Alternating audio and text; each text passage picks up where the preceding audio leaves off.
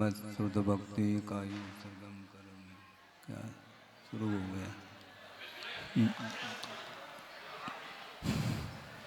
एक दो दिन चलता है बस। पुनः ओंकाराय नमो नमः। अविरल शब्द गणुग प्रक्षालित सकल भूतल कलंका मुनिवीर पार्षद तीर्था सरस्वतीर्तनो दुरितम अज्ञान तिमिरांधानां ज्ञानांजनशलाकया चक्षुरुन्मीलितं येन तस्मै श्रीगुरुवे नमः। परम गुरुभ्यो नमः। परम्पराचार्य गुरुभ्यो नमः। सकलकलश विध्वंसकं श्रेयसां परिवर्धकं धर्म संबंधकं भव्यजीवमन प्रतिबोधकारकमिदं शास्त्रं श्री कार्तिकेयान प्रेक्षा नामधेयम् अस्य मूलग्रंथकर्तार श्री सर्वज्ञदेवाः तदुत्तरग्रंथकर्तार श्री गणधरदेवाः प्रतिगणधरदेवाः येषां वचोनुसारमासाद्य श्रीमत् आचार्य प्रवर श्री कार्तिकेय देवैर्विरचितं मंगलम भगवान वीरो मंगलम गौतमो गणे मंगलम कुंदकुंदाद्यो जैनधर्मोस्तु मंगलम सर्वमंगलमांगल्यम सर्वकल्याणकारकं प्रधानं सर्वधर्माणां जैनं जयतु शासनम्। कोटिशतं द्वादशैव कोटो लक्षाणि शेतेस्त्रिदिकानि चैव पञ्चाशदष्टोच सहस्रसङ्ख्य मेतत्स्मृतं पञ्चपदं नमामि। अरहन्तभासयत्तं गणहरदेवे गन्तियं सम्मं प्रणमामि भक्तिजुक्तो सुज्ञानमहो वहिं शिरसा इच्छामि बन्ते सुधभक्ति कामसुकोदसालोचे अंग वंग पयनय पाउडय परियम सुत्त परमाणु भोग पोगय चूलिया जेव सुत्तय थुदम कायम सैनिष्कल मंचे में पूजे में वंदामी नमम सामे दुख को कमको भोलाओ सुगय गमनम समाय मरणम जनगुण संपत्ति होद मध्यम। अथ पौर्वाणिक स्वाध्याय वेलायाम श्रीमद् आचार्य भक्ति कायो सरगम करोमि।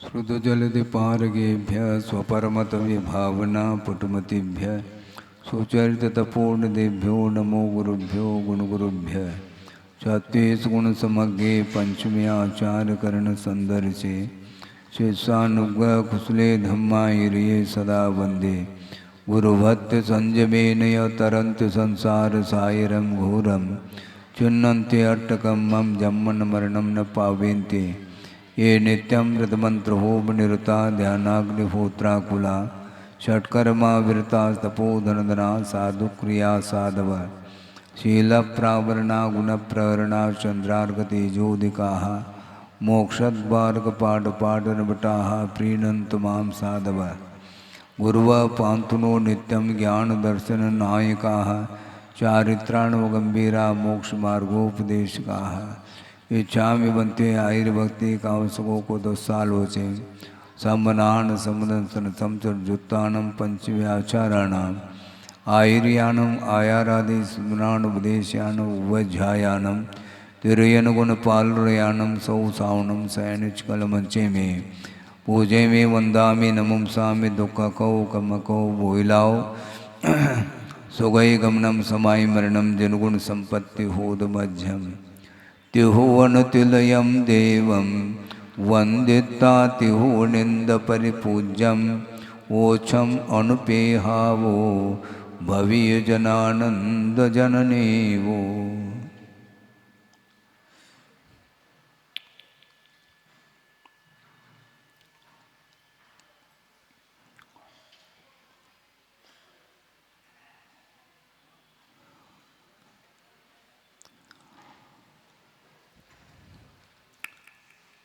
जीव और शरीर का जो संबंध है वह अनादिकालीन संबंध है। अतीत अनंत काल व्यतीत हुआ है, वह शरीर के साथ ही व्यतीत हुआ है। वस्तुतः यह जो संबंध है, कहीं बीच में इसका संबंध हुआ हो शरीर के साथ आत्मा का, ऐसा नहीं, किंतु बीज और वृक्ष की जो परंपरा है उसी प्रकार इसकी परंपरा चली आ रही है। विकल्प मन में ये उठता है कि बीज पहला है क्या वृक्ष है? कोई कह देता कि बीज है, ये बीज बिना वृक्ष के बीज कैसा आया? और वृक्ष कह दें तो बिना बीज के वृक्ष का कैसा? तो परस्पर में एक दूसरे से इसी को बोलते हैं अन्योन्य आश्रित संबंध, इसी को बोलते हैं। इसी प्रकार शुद्ध परमात्मा तत्व पहले से हो फिर बाद में शरीर का संबंध हुआ हो, ऐसा नहीं। एक और विशेष बात है कि पुद्गल के साथ ऐसा घटित नहीं होता। पुद्गल द्रव्य परमाणु के रूप में परिणत हो जाता है, यानी स्कंद से भेद के माध्यम से परमाणु की उत्पत्ति होती है। भेदान अणु ऐसा कहा, किंतु वह अणु के रूप में वह पुद्गल आया है। यानी पुद्गल की जो स्वाभाविक पर्याय है वह अणु है, परमाणु है, किंतु पुनः स्निग्ध और रूक्षत गुण के माध्यम से वह स्कंद के रूप में परिणत हो जाता है। इस प्रकार जीव के साथ ऐसा संबंध नहीं जुड़ता कि एक बार यदि जीव स्वभाव के रूप में परिणमन कर गया, यानी एक बार कर्म से वह पृथक हो गया जीव, तो पुनः उस जीव के साथ कर्म का संयोग संबंध नहीं है।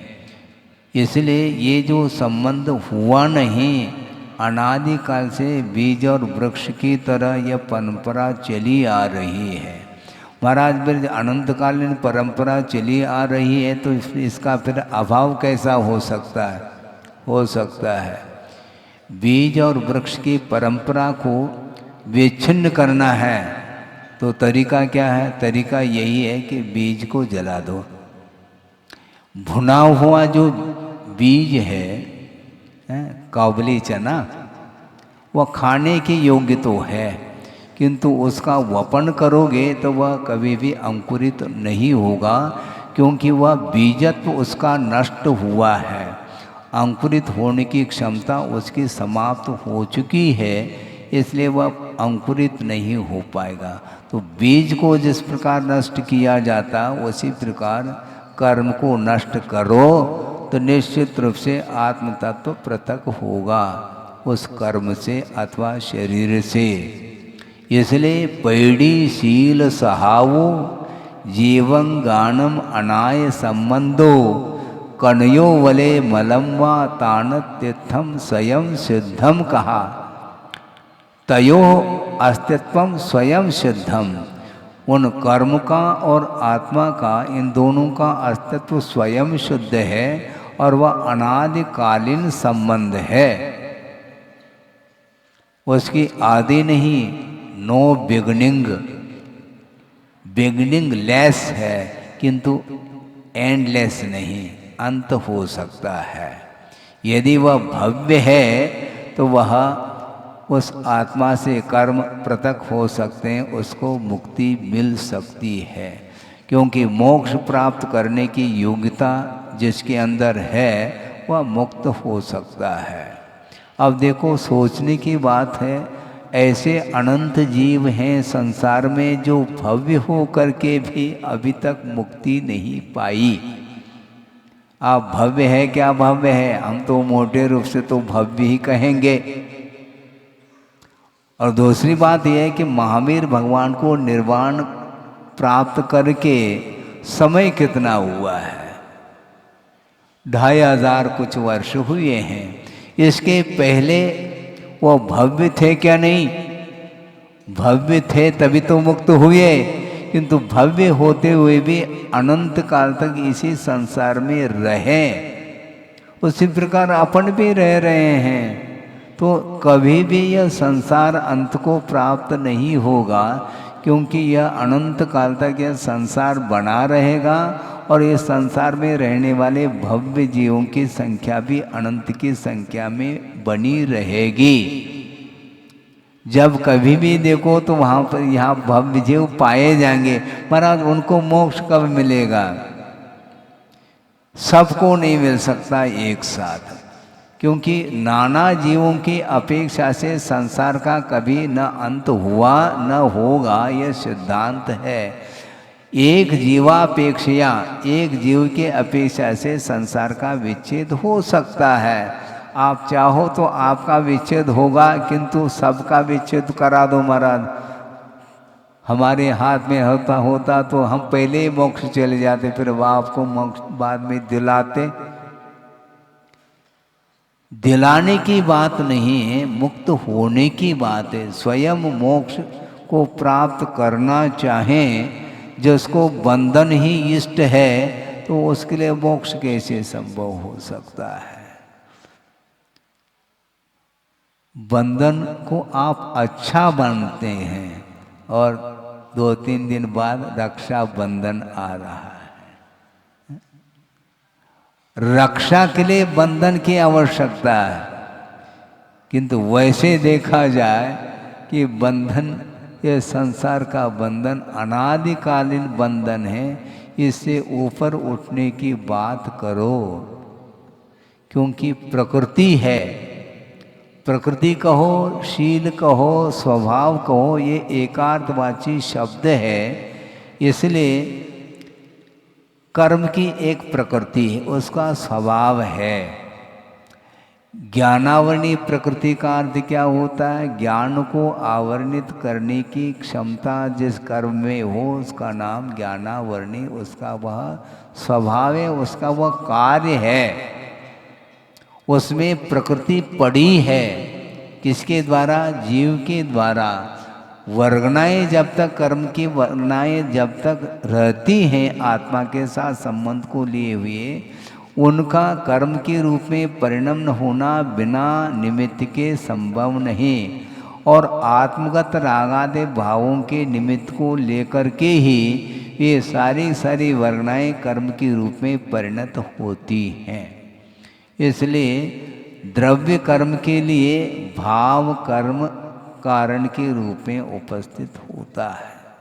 बिना भाव के द्रव्य कर्म का आश्रव संभव नहीं। पर कर्म का आश्रव होता है, होता मत कहो, आश्रव किया जा रहा है, अपने आप नहीं होता। अपने आप यदि बंद होता है तो अपने आप उसका विच्छेद भी हो जाएगा। अपने आप रोग आता है तो अपने आप रोग निष्कासित भी हो जाएगा। ऐसा नहीं, रोग जो आया है तो उसमें गड़बड़ी आपने की है, रोग के लिए निमंत्रण आपने दिया है। अपने आप रोग, हमने कुछ किया ही नहीं, कैसे नहीं किया है? आसाता वेदनी का कर्म का बंध जो आपने किया है ना, वही तो रोग को ले आता है। ये नहीं, अंतरंग कारण की ओर आपके दृष्टि नहीं जा रही है, और अंतरंग कारण जो कर्म है वह उदय में आता है, तो उसके लिए और सामग्री उपस्थित वह कर देता है। जिसका निषेध किया है उसी को ग्रहण करने का भाव आता है। डॉक्टर साहब ने जिसका निषेध किया, जो परहेज बताया है, उसी के प्रति रुचि जागृत और होती है। कफ बन गया है, दही रुच रहा है, उसको खटाई रुच रही है, तो ठीक है, फिर दवाई मत लो, खटाई लेते चले जाओ। है? ये इसलिए परहेज जिसका निषेध है वही करता है। ये संसार का स्वरूप है, स्वभाव है, उसकी वह प्रकृति है। जिसका आगम में निषेध किया है वही करना प्रारंभ करता है। राग मत करो, राग ही इष्ट है उसके लिए। हाँ, राग मत करो तो राग करता है, द्वेष मत करो तो द्वेष ही करता है। वो स्वयं मोल ले रहा है बंधन को, बंधन उसको इष्ट है ऐसा लगता है। नहीं महाराज हमें इष्ट नहीं है। हम ये पूछना चाहते हैं आप दुखी हैं क्या? सही सही बोलना है, दुखी है क्या आप? यदि दुखी नहीं है तो उपदेश की आवश्यकता नहीं। यदि दुखी है तो किससे दुख हो रहा है हमें बता दो, तो उससे परहेज बताएंगे हम परहेज नहीं करना चाहते हैं और दुख दूर हो जाए। दुख की जो सामग्री है उसको एकत्रित करते चले जा रहे हैं और दुख से दूर होना, ऊपर उठना चाहते हैं, ऐसा न भूतो न भविष्यति वाली बात है। हाँ, बहुत कठिन है ये काम। तो कठिन तो प्रतिदिन यही विषय आता है और यही सामने रखा जाता। कब तक रखोगे महाराज? इससे संसारी प्राणी को भोग्य सामग्री से एलर्जी नहीं हो रही है, किंतु उपदेश के प्रति एलर्जी हो सकती है। कितने दिन वही वही वही वही सुना रहे हैं, वही सुनने के लिए हम बैठ जाते हैं। तो और क्या सुनाएंगे हम? आप दुनिया की बात आपको अच्छी लगती है तो हम दुनिया से ऊपर उठना चाहते हैं। हमारा कैसा कल्याण होगा हमारे प्रति? तो आपके प्रति तो हमारा अनुराग है, धर्मानुराग है, लेकिन आपका स्वयं का भी होना चाहिए धर्म के प्रति अनुराग है। संसार के प्रति तो अनुराग निरंतर, वह राग बढ़ता चला जा रहा है, उसमें प्रगाढ़ता आ रही है, राग कम नहीं हो रहा है। और हम राग को कम करने की बात कर रहे हैं। तो इसलिए जिसका निषेध करते हैं वही करता चला जाता है। इसलिए आचार्य महाराज कहते हैं कि भगवान इसी से किसी से नहीं बोलना चाहते, इसीलिए नहीं बोलना चाहते। बोलने से कुछ भी उनको लाभ देखने में नहीं आ रहा है। उनके सामने पूरा जगत जो है ना प्रत्यक्ष दिखाई दे रहा है कि इसके अंदर कौन कौन से परिणाम हैं, क्या है। इसलिए वो उपदेश देना नहीं चाहते हैं, क्योंकि उपदेश लागू उसी के ऊपर होता है जिसका होनहार है। जो उम्मीदवार है उसके ऊपर जल्दी उपदेश लागू होता। महाराज हम है क्या? नहीं फिर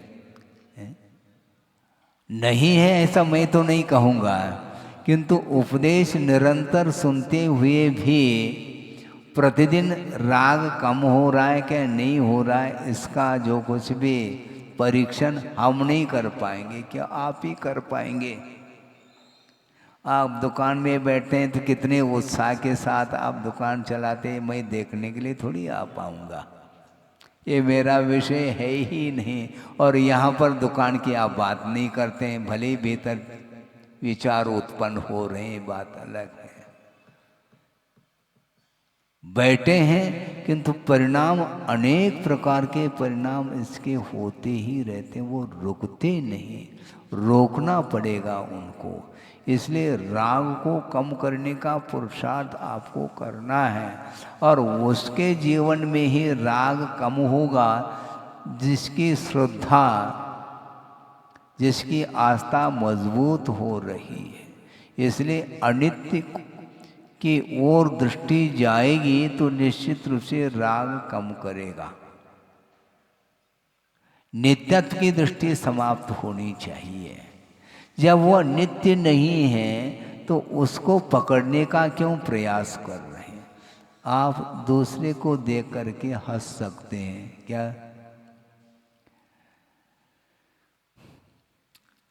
सरोवर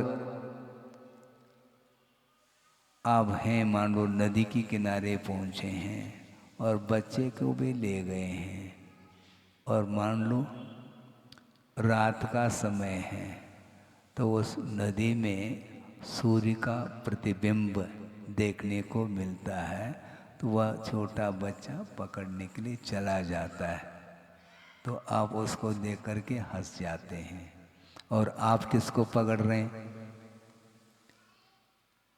किसको पकड़ रहे हैं हमें बताओ? बाहरी पदार्थों को ही पकड़ना चाहता है, तो बच्चे से कम थोड़ी हैं आप। महाराज ये नादान है, इसको समझाओ, तो आपको कौन समझाए? आपको भगवान समझा नहीं पा रहे, हम तो बहुत दूर की बात है। समझाने से बात समझ में नहीं आती है। एक कर्तव्य की दृष्टि से समझाना अलग वस्तु, उसका निषेध भी नहीं है, किंतु उपदेश के उपरांत भी उसकी जो वृत्ति है वह यदि नहीं सुधरती है तो कौन सुधारेंगे? नहीं सुधर पाएंगे। तो इसलिए अनित्य अनित्य भावना के विषय में धीरे धीरे हम भी आगे बढ़ रहे हैं। अनवरयम जो संचदी लक्ष्यम नय देदी नेय भुंजेदी अपनिया विलक्ष्य परलक्ष्य समानिया तस्सो। जो व्यक्ति निरंतर धन का संचय करता है और दूसरे को देता भी नहीं पात्र के लिए, और स्वयं भी उसका उपभोग करने में वह कंजूसी कर रहा है, तो आचार्य कह रहे हैं कि अपनियाबी लक्ष्य व अपनी संपदा भी पर की संपदा के समान वह हो जाती है। दूसरे की संपदा का उपभोग आप कर सकते हैं क्या? देख लो, संभव नहीं, एक पाई नहीं ले पाओगे। हाँ, इनडायरेक्ट भले आप ले लेंगे, ये बात अलग है, डायरेक्ट हाथ लगा दो समझ में आ जाएगा। तो जिस प्रकार दूसरे की लक्ष्मी भोगने में नहीं आती, उसी प्रकार अपनी लक्ष्मी भी भोगने में नहीं आ रही और देने में भी वह नहीं आ रही है। तो ऐसी स्थिति में उसका जीवन क्या है? वो निरंतर वह कमाने में लगा हुआ है, उसके प्रति उसकी क्या धारणा है? बहुत कठिन है। अनंतानुबंधी संबंधी राग को दूर करना अत्यंत कठिन है, लेकिन वह दूर मांडो हो भी गई है तो भी अप्रत्याख्यानावृणी कषाय संबंधी जो राग है वह भी भयानक है। अच्छे अच्छे अच्छे अच्छे मतलब 63 साल का पुरुष हो, महापुरुष हो, उसको भी वह मोह गाफिल कर रहे, उसके द्वारा गाफिल हो रहे। क्षायिक सम्यक्त होने के उपरांत भी उसी में रंग रहा है। रंगमा हो रहा है, वो उसी में रंग रहा है। वो उससे ऊपर उठने का भाव ही नहीं होता, जबकि सम्यक्त पल्ले में है। इसके बाद भी ये स्थिति है तो सम्यक्त के अभाव में क्या स्थिति होगी? और दूसरी बात, एक और आश्चर्य की बात हम ये रखना चाहते हैं कि मान लो सम्यक्त तो नहीं है, किंतु ग्रहित मिथ्या से बचा हुआ है, वो फिर भी ठीक है, क्योंकि सच्चे देवगुरु शास्त्र की ही उपासना करते हुए भी वह सम्यक्त से पतित हो सकता है, किंतु जिसका ग्रहित मिथ्यात्व चल रहा है वो उसके लिए बहुत कठिनाई होगी। सिद्धांत से थोड़ा सा विचार कर लें कि सम्यक दर्शन के अभाव में अनंतानंदी का उदय चल रहा है और मिथ्यात्व का भी उदय चल रहा है। ये दोनों प्रकृति सर्वघाती है क्या? नहीं है। क्योंकि इसके उदय से ही सम्यक का घात हुआ है। लेकिन फिर महाराज वो तो एक प्रकार से धरती कहलाई, उसमें कोई विकास और विनाश उसमें भी कुछ होता है क्या? मिथ्यात्व गुण स्थान में है, उसका और भी कुछ विकास या विनाश हो सकता है। विकास तो फिर भी संभव है, विनाश उसका क्या होगा?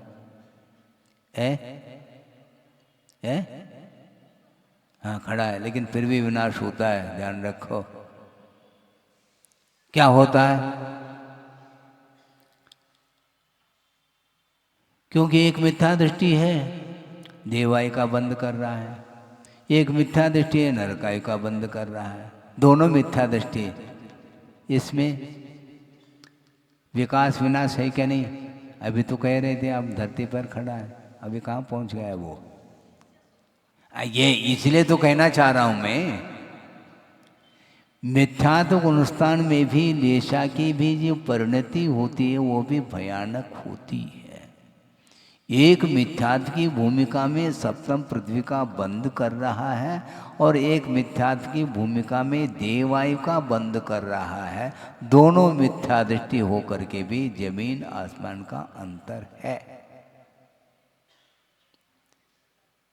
हाँ, क्योंकि मिथ्या दृष्टि होकर के भी उसके लिए धर्म श्रवण कराया जा रहा है, तो उसके माध्यम से सम्यक की भूमिका में पहुंच रहा है। यही तो विकास माना जाता है। हालांकि जब तक वह अनंतानंदी और मिथ्यात्व का उदय रहेगा तब तक सम्यक तो नहीं आ सकता, और वह सर्वघाती प्रकृति मानी जाती है। लेकिन सर्वघाती होते हुए भी उसका यदि मंद उदय आता है तो निश्चित रूप से उसका मुख विकास की ओर है। और यदि तीव्रता आ गई, वैसे ही सर्वघाती है, सर्वघाती में भी और तीव्रता आ गई तो गाड़ी रिवर्स होगी। रिवर्स क्या, उसकी पीछे की ओर ही गाड़ी जाएगी। तो इसलिए मिथ्या दृष्टि के लिए भी उपदेश देने के लिए कहा है, और बल्कि वस्तुतः देखा जाए मिथ्या दृष्टि के लिए ही उपदेश दिया जाता है। क्योंकि आप ही लोग तो बोलते हैं जो जाग रहा है उसको क्या जगाना, जो सो रहा है उसको जगाओ। तो आप जा रहे हैं, जाग रहे हैं क्या सो रहे हैं? आप जाग रहे हैं क्या सो रहे हैं?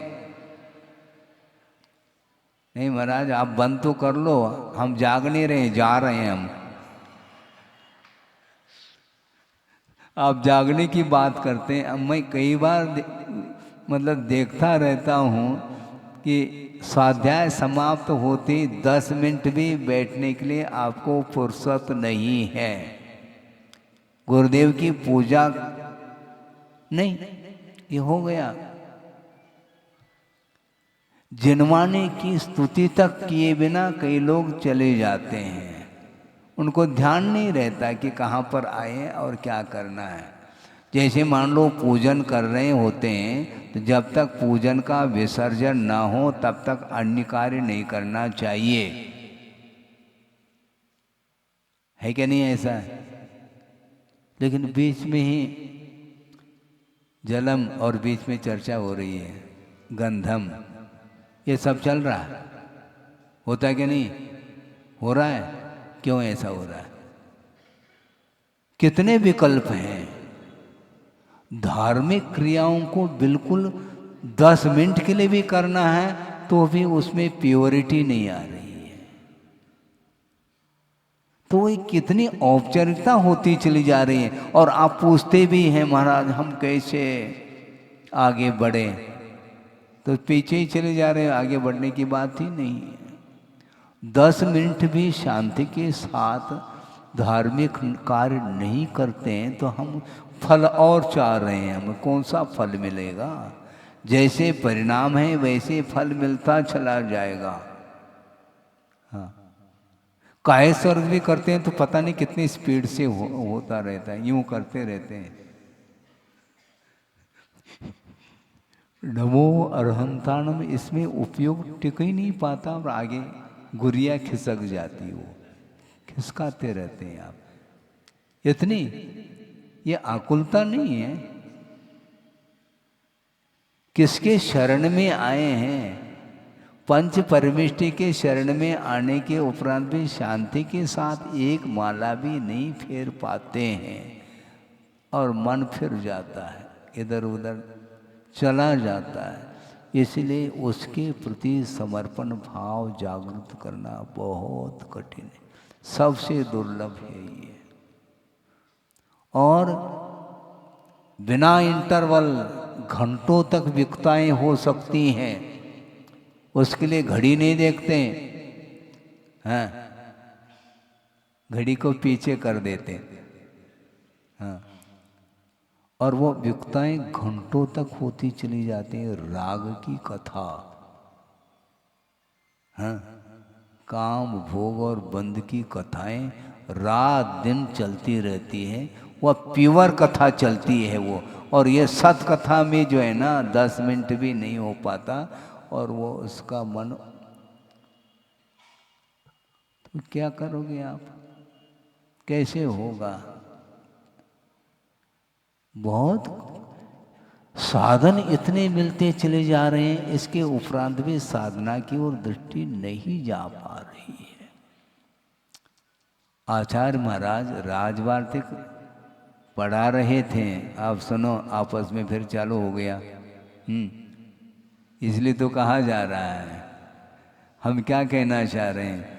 आचार्य महाराज राजवार्तिक का स्वाध्याय करा रहे हैं संघ के लिए, और किसी महाराज ने कहा कि महाराज ये बहुत ही ऐसा विषय हमने कहीं देखा ही नहीं, बहुत अच्छा विषय है। तो गुरुदेव ने क्या कहा मालूम है? हाँ, अच्छा क्या, प्रयोग करो तो अच्छा, नहीं तो ओम शांति है।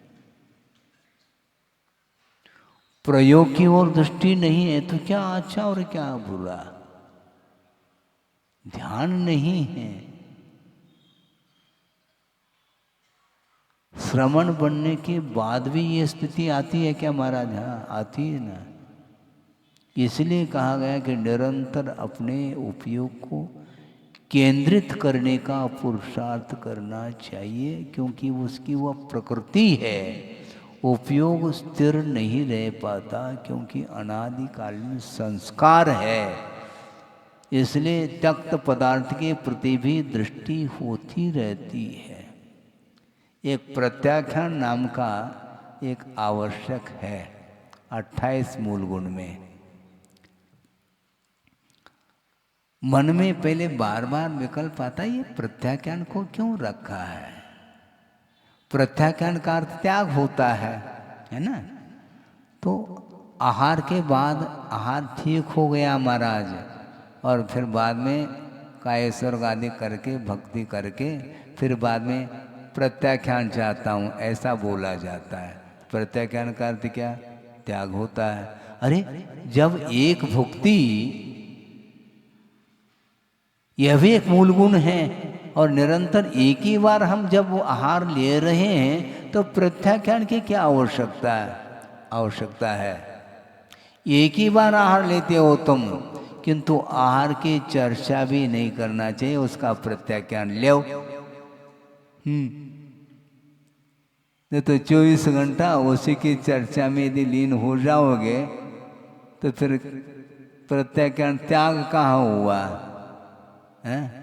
कवलाहार की अपेक्षा से एक बार आहार ले लिया, बाकी प्रति समय यदि उसी ओर यदि उपयोग जा रहा है तो वह ग्रहण ही तो कर रहा है मन के द्वारा।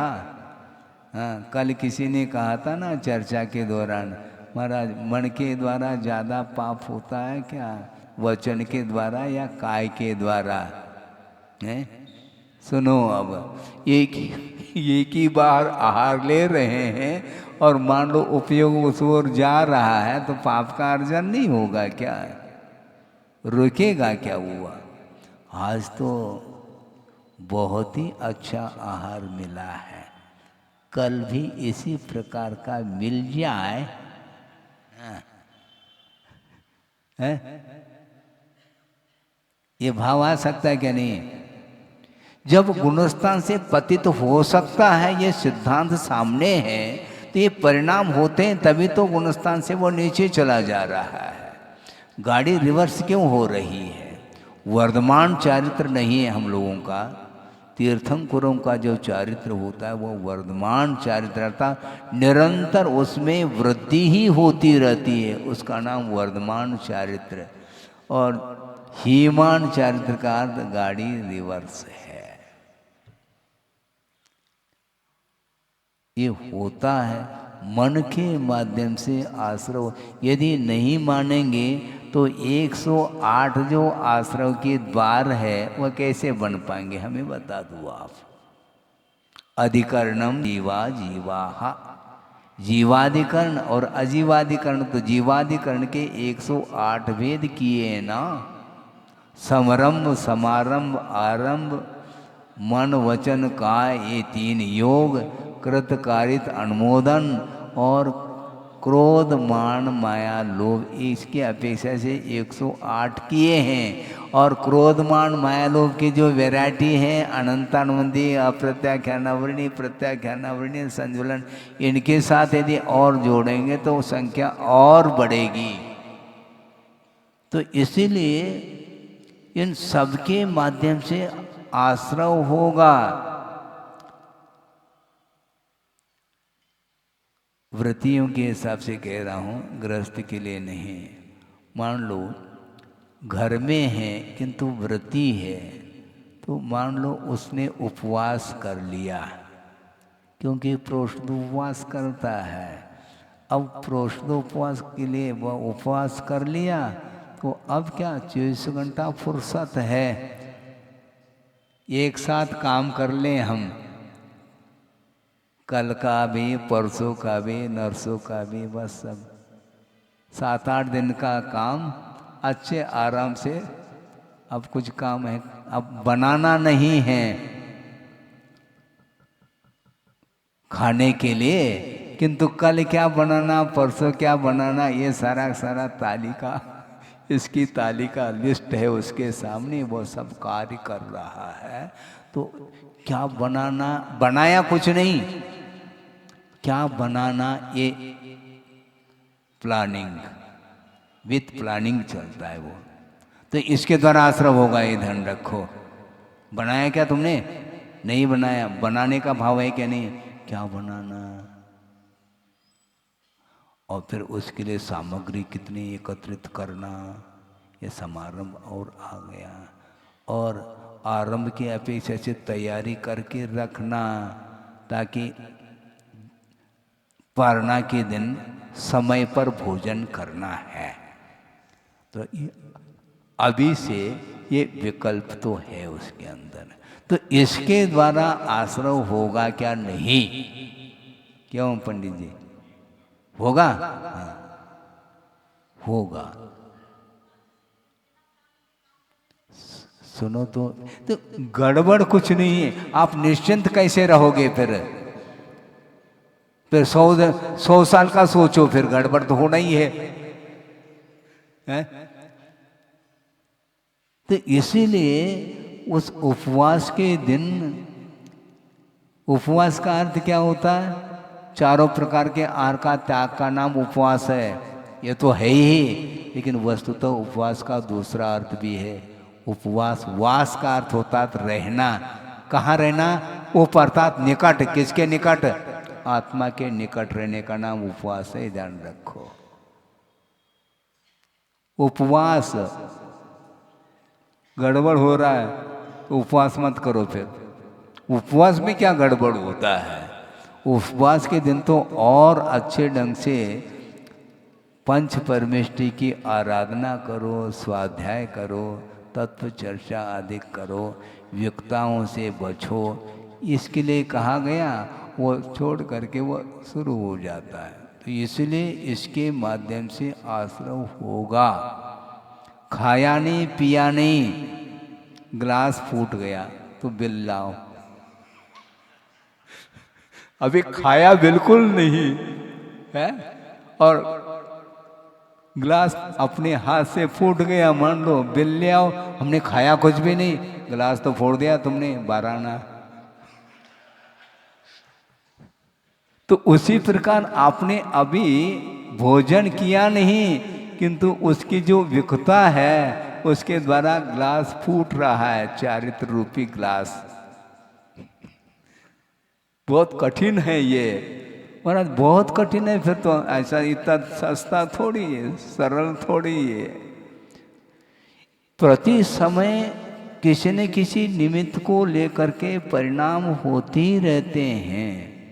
इसलिए संसार के लिए कारणभूत जो विकल्प हैं उन विकल्पों से ऊपर उठने के लिए कहा, और एक दिन भी नहीं ऊपर उठ पा रहे हैं। और बोल क्या रहे हैं सामायिक पाठ में, सर्वम निराकृत विकल्प जालम। और इधर करें गड़बड़ हो जाता है। क्या गड़बड़ हो रहा है मुझे बताओ। जितने भी सांसारिक विकल्प हैं उनसे ऊपर उठने के लिए कहा जा रहा है। यदि निलीयसे परमात्म तत्व तुम परमात्म तत्व में लीन होना चाहो तो सारे सारे सांसारिक विकल्पों से ऊपर उठ जाओ, ये कहा जा रहा है। व्रती प्रतिमाधारी, पुराण तो थोड़ा पढ़ लो, अनुप्रेक्षा तो काफी कर रहे हैं आप, लेकिन प्रयोग की दृष्टि से कहा जा रहा है। सुदर्शन सेठ देखो, स्मशान में जा करके वह यथाजात हो करके वह खड़े हो करके सामायिक कर रहा है। हाँ, वह गृहस्थ है, उसके साथ भी परिवार लगा हुआ है। इसके बाद भी भूमिका देखो, और वो उपसर्ग हो गया उसके ऊपर। उसके उपरांत भी एक श्रमण की चर्या जैसी उसकी चर्या हो गई। उस उपसर्ग को भी जीत लिया उसने। 2 बार उपसर्ग हुआ, एक मुनि बनने के पहले और एक मुनि बनने के उपरांत। 2 बार उसके जीवन में उपसर्ग हुआ, स्त्रीकृत उपसर्ग हुआ। इसके उपरांत भी वो एक क्षण के लिए भी परिणाम विकृत नहीं होने दिया, और कहने के लिए गृहस्थ है। हमारा आप श्रमण की बात करते हैं, गृहस्थ की तो बात करो, ये तो गृहस्थ की बात करने जा रहा हूं मैं। आज ऐसा कोई है नहीं है, ऐसा नहीं कहूँगा, लेकिन वस्तुतः क्या स्थिति बन रही है। थोड़े बहुत भी हम शांति के साथ प्रभु का स्मरण नहीं करना चाहते हैं। इसको बोलते हैं आधुनिकता। पहले कोई भी आधुनिक वातावरण नहीं था, बहुत शांति के साथ। अब तो कहीं भी शांति नहीं मिलेगी। जहाँ शांत वातावरण है वहाँ पर गए तो पीछे पीछे आ गए, और उनको कुछ करना कुछ भी नहीं है। जो कर रहे हैं उनके लिए व्यवधान उपस्थित और हो रहा है। महाराज हमारी भूमिका है, ये ध्यान रखो। आपकी भूमिका है, बहुत अच्छी बात, शांति के साथ दर्शन करके निकलो। नहीं, वो खड़े ही होते हैं। वो दर्शन होने के बाद भी वो खड़े। महाराज आप अपने आप में रहो ना। हमारी भूमिका अलग है, आपकी भूमिका अलग है। तो ठीक है भैया, यदि इसी प्रकार है तो हाथ में हम माला ले लेंगे और दीवार की ओर मुख करके बैठ जाएंगे। तुम हल्ला भी करो तो हमें कोई आपत्ति नहीं फिर, क्योंकि इसी प्रकार अपनाना पड़ेगा। उसके बिना मन कभी भी संयत नहीं हो सकता। नो कर्म से बचने का अर्थ इतना ही होता है, उपयोग को डाइवर्शन देना चाहिए। और जो निरंतर उपयोग जिसका नहीं लगा है तो उसकी स्थिति क्या बनेगी, कुछ भी नहीं कर सकते हैं। इसलिए गुरुदेव ने ये कहा था कि देखो, कर्तव्य की दृष्टि से कुछ कहा जा सकता है, इसके आगे कुछ भी नहीं कहा जा सकता। कि वो क्या कर रहा है ऐसा थोड़ी कहा जा सकता है। टीचर ने पढ़ा लिया, होमवर्क दे दिया, तुम करो तो ठीक है, नहीं करो तो आपके घर जा कर के थोड़ी देखने के लिए आएगा होमवर्क कर रहा है क्या नहीं कर रहा।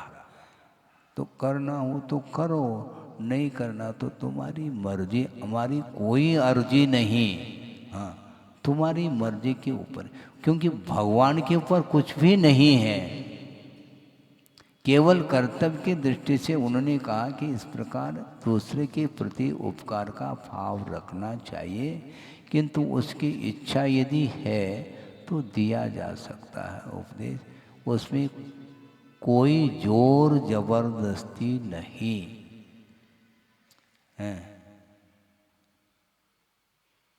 विरोध नहीं। विरोध में अवरोध है। हाँ, तो फिर क्या करना, अनुरोध करो। हाँ, अनुरोध में, अवरोध में, विरोध में, इन तीनों में अंतर है। आप कहते ना अनुरोध है, इसका अर्थ क्या है? क्या है इसका अर्थ? अनुरोध का अर्थ क्या है? हाँ, आपसे प्रार्थना करते हैं, ये अर्थ निकलता है। आपसे अनुरोध है, जहाँ कहीं भी हो वह व्यवस्थित हो जाए, ऐसा बोलते हैं। यहाँ पर विरोध नहीं है। विरोध करेंगे तो अवरोध होगा। परोपरोधाकरण उसी को बोलते हैं। अवरोध नहीं, जहाँ पर अवरोध है वहाँ पर अचौर्य व्रत नहीं पल सकता। मान लो कोई व्यक्ति आकर के यहाँ पर बैठ गया, दूसरा कहता तुम्हें मालूम नहीं है क्या, मैं प्रतिदिन बैठता हूँ यहाँ पर। अवरोध कर रहा है वो। तो इसमें अदत्ता दानम स्तेयम, ये अचौर्य व्रत फिर पल नहीं पाएगा।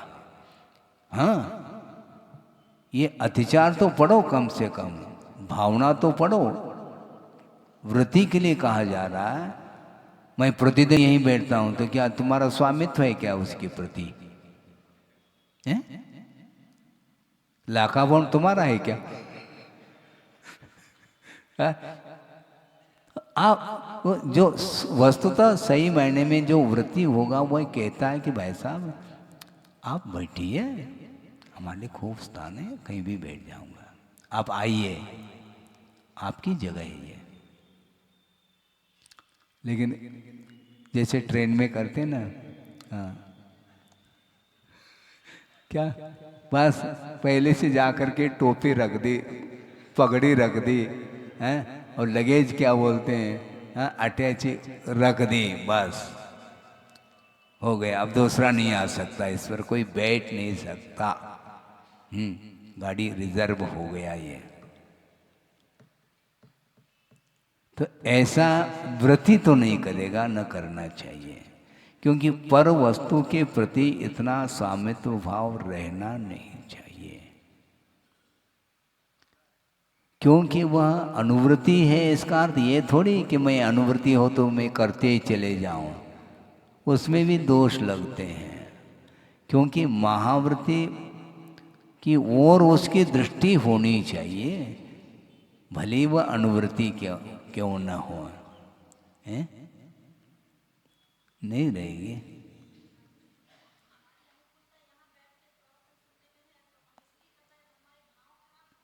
हाँ हाँ, ठीक है ना, हाँ, तो कर लो फिर। हाँ, जो इसलिए लगता है अदत्ता दानम स्तेयम, बिना दी हुई वस्तु को हम ले रहे हैं, जगह ले रहे हैं हम। आपका अधिकार है क्या? स्वामित्व है क्या आपका? मुझे बताओ। स्वामित्व नहीं है। आपकी वस्तु नहीं है, मान लो वह गिरी हुई वस्तु है, उसको उठा नहीं सकोगे। निहितम वा पतितम वा सुविस्मृतम वा परस्वम अविसृष्टम, न हरति न च दत्ते, न वह ग्रहण करता न देता है, नहीं दे सकता है, क्योंकि गवर्नमेंट की चीज है वो। किसकी वस्तु है आपको ज्ञात थोड़ी, ले करके चले गए, मान लो वो पीछे पीछे आ गए, भाई साहब ले, तो आप क्या करोगे? अपनी वस्तु भी है, मान लो यहाँ रखी है, बाद में मान लो विस्मृत हो गया, ये हमारी है क्या दूसरे की? तो उठाना नहीं कहा है, दूसरे के तो छोड़ो आप। अदत्ता दानम, बिना दी हुई वस्तु को ग्रहण करना चोरी है, ऐसा कहा।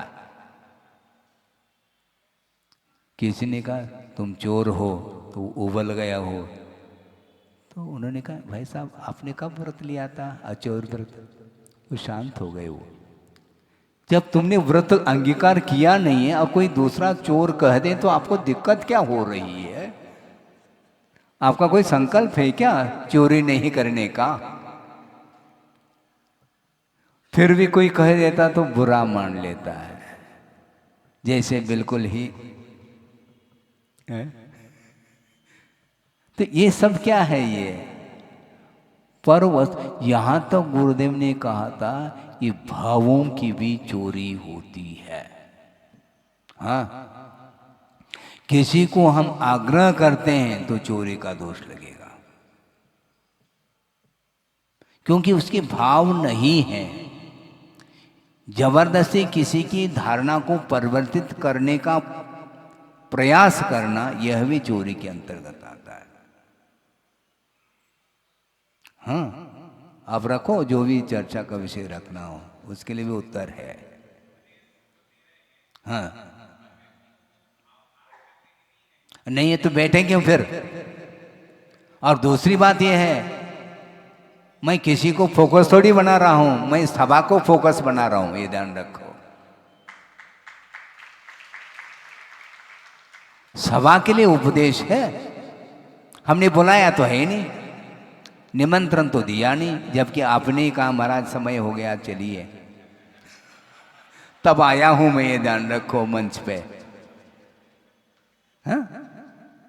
बहुत जल्दी प्रश्न करते, करना भी चाहिए, उसके माध्यम से उत्तर भी तो मिलता है, और सबके लिए उत्तर मिलता है एक के निमित्त से। आग्रह नहीं इसमें, किसी की धारणा को जबरदस्ती परिवर्तित करना, ये चोरी माना है। भावों की चोरी, श्रद्धा की चोरी, श्रद्धा की चोरी हाँ होती है। किसी का कोई भक्त है, अब उसको इधर आकर्षित करना ताकि उधर से अपने पास आ जाए, ये चोरी है।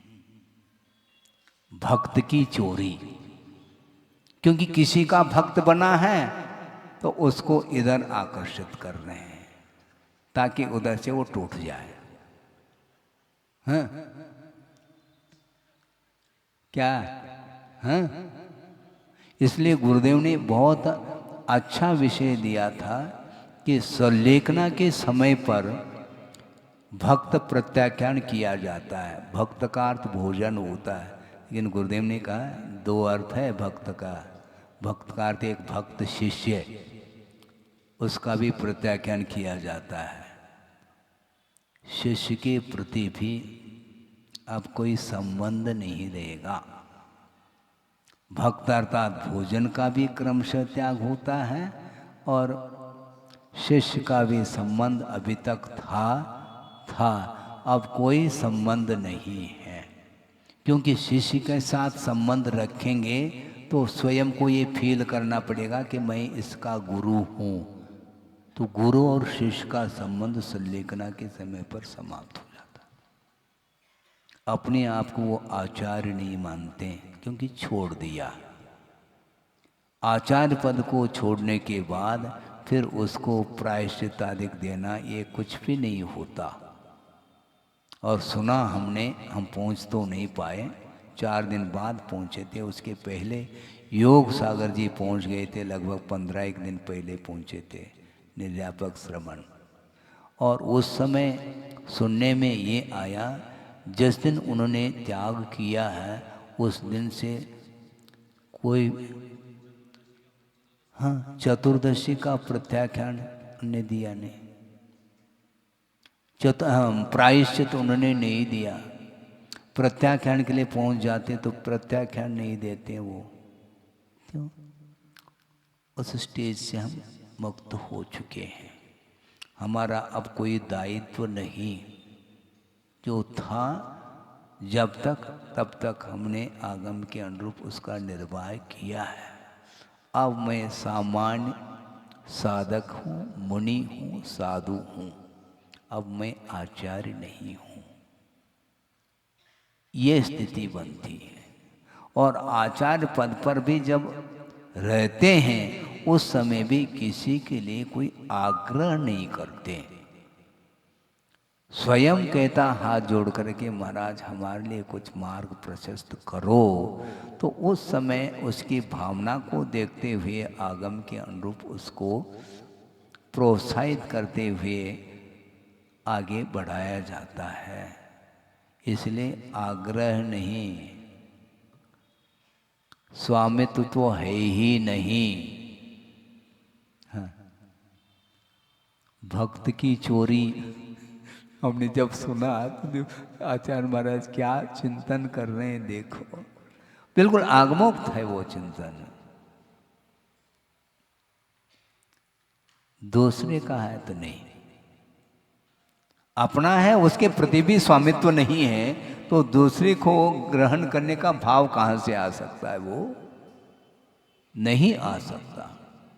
तो इसलिए लिए हुए व्रतों को निर्दोष पालन करना चाहो तो बहुत आपको संतोष धारण करना। निरंतर विकल्प उत्पन्न होते रहते हैं, लेकिन तो उसको नियंत्रण में रखना चाहिए। आएंगे विकल्प, आ सकते हैं, बल्कि व्रत धारण करने के पूर्व में ही कौन कौन से दोष लग सकते हैं इसको ध्यान में रखना चाहिए और उन व्रतों का निर्दोष पालन करने का पुरुषार्थ करना चाहिए। 2 मिनट में वह प्रसंग आपके सामने रख दूं, जबकि गुरुदेव ने कई बार रखा है, कई लोगों ने सुना होगा, लेकिन आप लोगों ने शायद ही सुना होगा कि अनुव्रती होकर के भी निर्दोष व्रतों के पालन करने के प्रति जो लगनता है वह अद्भुत है। प्रसंग उन्होंने ये दिया था, अजमेर के सेठ, कौन? भागचंद सेठ सोनी, अजमेर के, और उनकी एक टीम थी, एक समूह था, और उसमें एक विद्वान भी थे जिनका नाम गुरुदेव ने कहा था कि सदा सुखदास जी। और वह विद्वान थे और प्रतिदिन स्वाध्याय कराते थे। और एक दिन सेठ जी के मन में विकल्प आया यात्रा का। आप सुन रहे क्या? नहीं छोड़ रहा हूं मैं, समय हो रहा है। और उन्होंने एक मन में विकल्प आया तीर्थ यात्रा का, और उन्होंने कहा कि हमें तीर्थ यात्रा करनी है, तो इसमें सभी को चलना है। और उन्होंने कहा, विद्वान के लिए भी उन्होंने कहा कि पंडित जी आपको भी इसमें शामिल होना है यात्रा में। तो उन्होंने कहा कि सेठ जी मैं नहीं आ सकता। तो सेठ जी ने कहा क्यों, क्या बात है, कोई परिस्थिति ऐसी कौन सी आ गई? कोई आर्थिक परिस्थिति तो नहीं? आर्थिक कोई परिस्थिति नहीं है, फिर क्यों नहीं आना चाहते? हमने दिग्व्रत लिया है, हमने देशव्रत लिया है, इसलिए हमें यात्रा का विकल्प नहीं है। अब सोचो, सुन रहे हैं आप?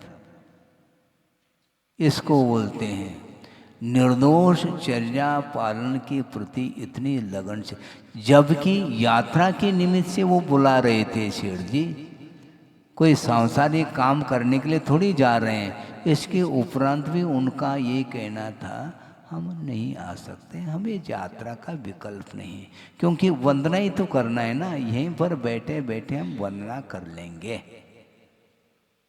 किंतु गाड़ी में बैठ करके और जो दिग्व्रत हमने लिया है उसका उल्लंघन करने के लिए कहाँ आगम में लिखा है? सुन रहे क्या नहीं? तो इसको बोलते हैं लगनशीलता। क्योंकि गाड़ी से जाएंगे तो मर्यादा के बाहर जो कुछ भी हिंसा होगी उसका दोष आएगा, और मर्यादित क्षेत्र में जो कुछ भी हो रहा तो ठीक है, क्योंकि उसकी अपेक्षा से कोई विकल्प है ही नहीं। किंतु इस मर्यादा के बाहर मैं मन वचन काय से कृत कारित अनुमोदन से किसी भी प्रकार से कोई कार्य सांसारिक नहीं करूँगा, न और कोई कार्य करूँगा, क्योंकि वहाँ तक जाएंगे तो वाहन का प्रयोग करना पड़ेगा, तत्संबंधी हिंसा होगी। ये सारा सारा विषय जब उन्होंने रखा तो हमने सोचा कि ये गुरुदेव ने कई बार सुनाया कि इस प्रकार व्रतों के पालन करने के प्रति निष्ठा है, तो कैसे करेंगे? हमारा विशुद्धि बढ़ाओ महाराज, विशुद्धि कैसे बढ़ाए? आपकी विशुद्धि मैं बढ़ाऊं? तो मत मेरी विशुद्धि बढ़ाने से बढ़ जाएगा और घटाने से घट भी जाएगा, मतलब मैं घटाने बढ़ाने में मैं ये काम करूँगा क्या? विशुद्धि जो घट रही है और बढ़ रही है तुम्हारे पुरुषार्थ के द्वारा और प्रमाद के द्वारा। तुम यदि प्रमाद करते चले जाओगे तो विशुद्धि घटेगी, और अलर्ट हो करके निर्दोष पालन करने की यदि भीतर भावना जागृत होती है तो निश्चित रूप से उसमें विकास होता है। इस प्रकार अपने मन को नियंत्रित करने के लिए बार बार अनित्य के बारे में सोचना चाहिए। जब ये सारा सारा नश्वर है, जो भी पदार्थ दिखाई दे रहे हैं वह सब नश्वर है, तो किसके पीछे मैं क्या करूं? ये भाव आना चाहिए। ये उपदेश देते समय कम से कम थोड़े समय के लिए तो भिगाव तो आता है, क्योंकि मैं फेस रीडिंग भी करता रहता हूँ। एकदम आप भीग जाते हैं, लेकिन परिसर के बाद क्या भीगते हैं पता नहीं, छाता भीगता है, फिर आप नहीं भीग पाएंगे। बारिश हो रही तो छाता ही भीगता रहता, आप भीगते नहीं। यही होता है। डॉक्टर साहब हंस रहे हैं। अभी आप भवन में आप भीग रहे हैं और बाहर जाएंगे तो छाता भीगेगा, आप थोड़ी भीगेंगे। ऐसा नहीं, निरंतर जो है ना अपने परिणाम को सुधारने का पुरुषार्थ करेंगे तो निश्चित रूप से विकास रुक नहीं सकता। विकास यदि रुकता है तो अपने परिणाम के विपरीत परिणाम के द्वारा रुकता है, और अच्छे परिणाम आप जागृत करेंगे तो निश्चित रूप से विकास में कोई संदेह नहीं रहता। इतना ही पर्याप्त है। बोधि समाधि परिणाम शुद्धि स्वात्मोपलब्धि शिव शोक सिद्धि चिंतामणिम चिंतित वस्तुदाने त्वां वंद मानस्य ममास्तु देवी। परम पूजाचार्य गुरुवर श्री विद्यासागर जी मुनि महाराज की जय। बोलिए आचार्य भगवान गुरुदेव श्री समय सागर जी महामुनि राज की।